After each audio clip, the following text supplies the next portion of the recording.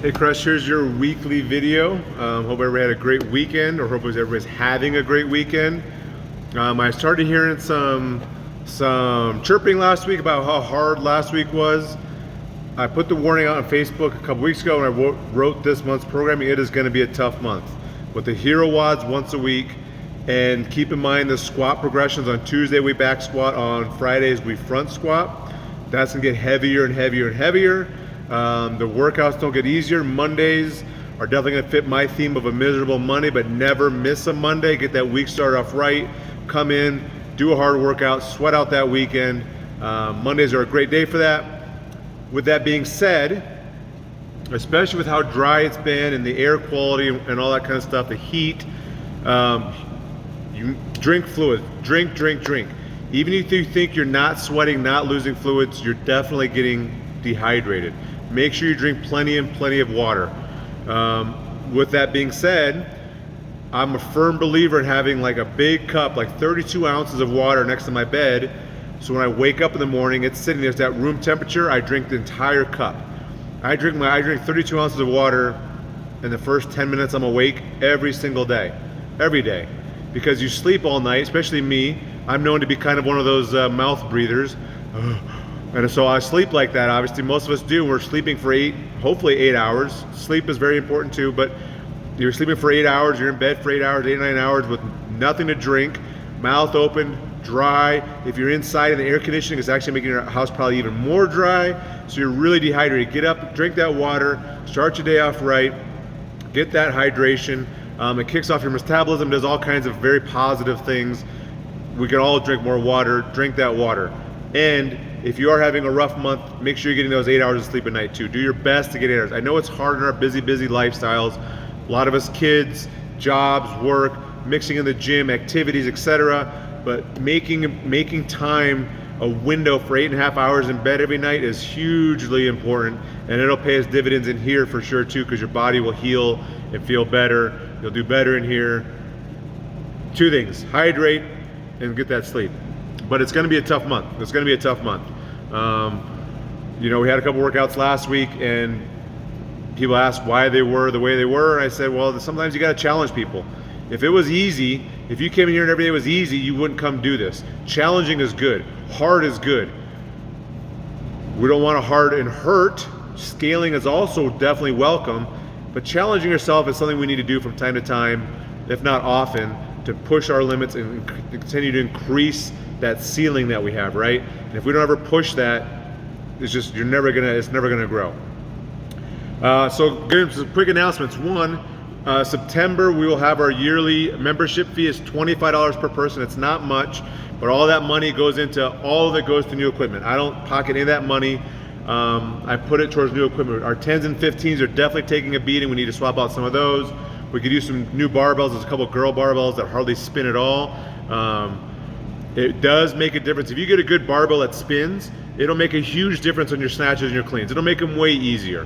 If you have one of those there's a couple of barbells over there that hardly spin at all. We've had them for a long time. It's time to replace those. Dumbbells, we could use some more dumbbells, some more sets of dumbbells and some more dumbbell storage. And then I'm open for suggestions on what to buy. I've had suggestions ranging from ski ergs to reverse hyper. The problem with ski ergs is if I buy one or two, I can't really use them in a class setting. We only have 10 bikes, we only have 10 rowers, and that already is challenging to get that into a class setting, right? When we have classes of 15, I have to work a workout around that with rest or somehow build in to allow people to be able to use them. If we only have two ski ergs are like $800. If I only have two of those, I can't really use them in class anyway, so there's not really a whole lot of use to them. Reverse hyper is a great tool. It is a great tool. I would love to have reverse hyper. It would help with like lots of back issues, strengthen that posterior chain. Is an amazing tool, but now we're limited in space. Where do I put it? There's definitely days in here. We did the 7 last week, and the 7, there was stuff everywhere. If I took up another chunk, another corner for reverse hyper, because it's a big piece of machinery, it just is limited space. I had suggestions for chains. Chains are a great tool to build strength. I would love to have chains. Chains are something I'm gonna look into. I'm gonna look into that. I think I could probably maybe get 2 or 3 sets of chains, and we can incorporate those into our lifting regimen and make us stronger. So if you have suggestions, I would love to hear them. But that's coming up September. I'll probably charge it like in the first week of September, $25 per person. Again, all that money goes to equipment. I'll make sure I post exactly what I bought with it. I'm not trying to just make more money. I'm trying to just help the gym be better and have better equipment for us to use. In fact, just looking now, kettlebells, I know I could use some lighter kettlebells, maybe some new kettlebells. But fantasy football, more fun. Fantasy football, we have, as of this video, we have half of a league full. I think we could probably get 2 leagues. You know, if you're in here and you have a spouse that wants to play, they're welcome to play. You don't need to be a member of the gym to play fantasy football league. I would just love to have some people get together. I'll come in here, you know, on a Saturday afternoon or Sunday afternoon. We'll find like one that last weekend of August or sometime towards then to come in and do a draft, bring in some beers, have a good time, and just hang out and just do a draft. And then we can leave it up to the teams or to the leagues themselves if they want to have some kind of loser punishment where you come in and do something at the gym, or maybe not, maybe it's just for fun. Whatever the league, I just want to have some fun with it. So if you want to get into it, sign up on the whiteboard back there, and get in. Starting next week, the kids are in school full time. We'll have open gym Monday, Wednesday, Friday from 9:30 to 11:30. Come do whatever it is you want during those 2 hours. Then we also have a class at 11:30 a.m. Monday, Wednesday, Friday. We're trying a lunchtime class again, see if it takes off. I've tried it before, we didn't have much success. We're gonna try it again, see if people use it. That starts the 23rd, so next week. Not this upcoming week, but next week. And then lastly for announcements, some competitions coming up. We have the Poker Fun Run coming up, get some teams together, team of 6. It's a really, really fun event. There's 6 events that occur at 6 different locations. 4 of those gyms, 2 of those are parks, and one person does a workout, they run to the next gym, tag a person, they do a workout. Where we did it last year, there was one gym, I think, one run that was like 3 miles. It was a decent run, or 2 miles, something like that. It was a longer-ish run. Otherwise, most of the runs are pretty short. They're not very long runs, so don't be afraid that everybody's not gonna run 3 miles. I think one of them was like a mile or a half a mile. One was like 3/4 of a mile. They're actually, all the gyms up there are situated, unfortunately, this part of town, we have lots of residential, not much commercial space, or especially industrial space. Up in the northern part of town, where they said there's a lot more industrial space, a lot more spots for gyms, and there's a lot more gyms around there. But it's a lot of fun. Teams of 6, you have to have at least 2 girls on your team. Teams of 6, that's the only requirement. There's an RX division, which looks like they have pistols and muscle-ups potentially. There's an open division, which is just for fun. There's really no standards. That's kind of what we did last year. I don't have any idea if a team even won last year, but it was a lot of fun. Battle of Rock is October 10th. We have at least 4 people signed up, if not 6 or 7 signed up. It's an individual competition. Do it by yourself, but it's a very challenging one. If you want to see how hard you can work and push yourself, this is a great competition. And then I got word today, they think Girls Gone RX, they must have teams in Girls Gone RX. I have not heard about this. We have Lane doing a powerlifting competition on September 11th. Lots of stuff going on in the gym, lots of fun stuff. Using our fitness outside of the gym, which is great. It's a lot of fun. So keep your eyes open for that stuff. All right, quickly, the workouts for the week. Monday, we're gonna do our hero workout, which is also a miserable Monday. Look up Helton. Helton is the name of the hero workout. If you're curious, look that up. That is on Monday. On Tuesday, back squats, at 5x5 at 82.5%.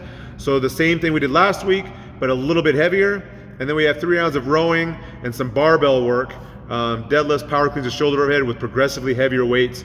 With that 3rd round, especially when it comes to shoulder overhead, are really going to push people's limits to see if they can do that weight. Again, we talk about rowers, since it's only 500-meter row, in rounds 2 and rounds 3, I'm guessing you'll spend much more time on the barbell than you were on the rower. All right, Wednesday we have, it's loading, we have the one rep max push press. We haven't tested our max, like an overhead type lift, in a while. We're gonna test that. And then we have 15-minute AMRAP, some box jumps, some wall balls, and some power cleans. Quite a few reps of each every round, so you're not gonna be going through it really quick, but it's gonna be a tough little AMRAP. Thursday, we're gonna do our 3-rep max clean. Last week we did a 5-rep max power clean. Today we're gonna do, or this Thursday we're gonna do our 3-rep max clean, which means you're gonna squat every time. And 3-rep max means you can't drop the barbell, you can't rest with the barbell on the ground. It's designed to be touch and go. And then we're gonna roll into 3 8-minute EMOMs, the first of which is 2 cleans, full, still squatting, at the weight. So like if you found a 3 rep, whatever you find for your 3 rep, you're gonna attempt to do that twice every minute for 8 minutes. This time it does not need to be touch and go. So you can clean it, stand it up, rest 10 or 15 seconds, clean it, stand it up, and that's your 2 reps per 8 minutes. And we're gonna take no rest, right into every minute on the minute, 10 pull-ups for 8 minutes, no rest, right into a tough one also, 15 push-ups every minute for 8 minutes. A little EMOM to kind of finish off a Thursday. And then Friday we're gonna do our front squats 5x5 at 82.5%, and then we're gonna have some fun. We're gonna try to do an 800 meter plate pinch carry. So you grab plates and pinching them at the top, not put your hands in the holes, and carry them 800 meters with a partner or teams of 3. And then probably the thing I'm looking forward to most, very end of the week, Friday afternoon, we're gonna take an empty barbell over the bench, no warming up, no loosening up, whatever. You come in from that 800 meters, and then whenever you're ready, how many reps with an empty barbell can you do for bench press? Can somebody get 200? Can somebody get over 200? I don't know, but it adds up pretty quick. Have a good week, guys.